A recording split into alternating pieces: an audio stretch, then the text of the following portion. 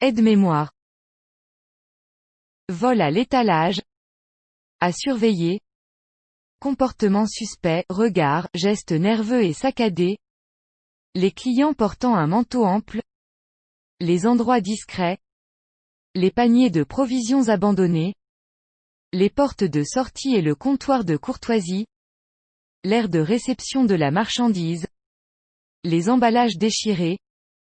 Les étiquettes de prix, entre autres sur la viande. Les portes de commande à l'auto. L'aire des caisses enregistreuses hors service. Les sacs ou les empaquetages de grand format. Les sacs provenant d'un autre magasin.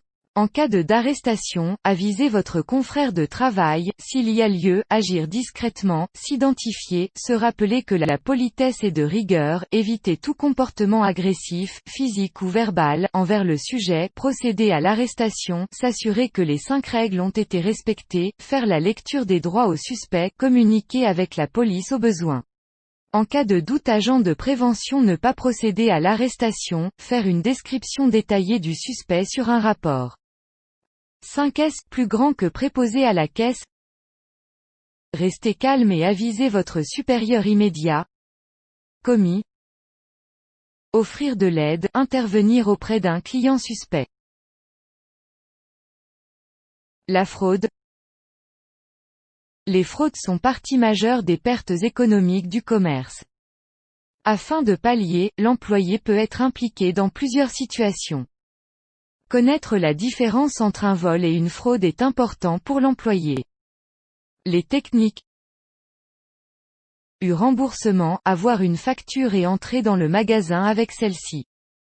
Une fois à l'intérieur du commerce, le suspect va aller chercher l'item et va se diriger au comptoir des retours pour se faire rembourser son achat.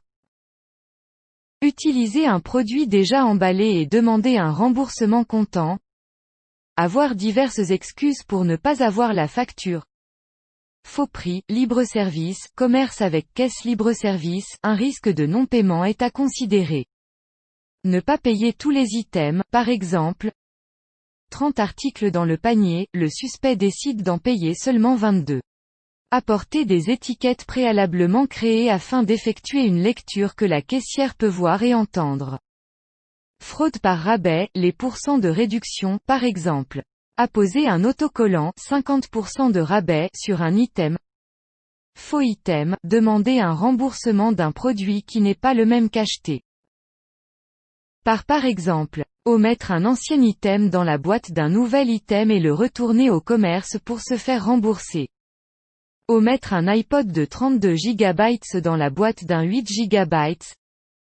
Fraude par points, fraude par carte de membre offrant des points, etc. Carte cadeau, achat d'une carte cadeau avec une carte de crédit clonée ou volée, implication du caissier requise. Caissier fait en sorte d'accumuler des surplus à la caisse afin de se payer une carte cadeau à lui-même. Rabais employé, se faire passer pour un employé pour se faire accorder un rabais exclusif aux employés.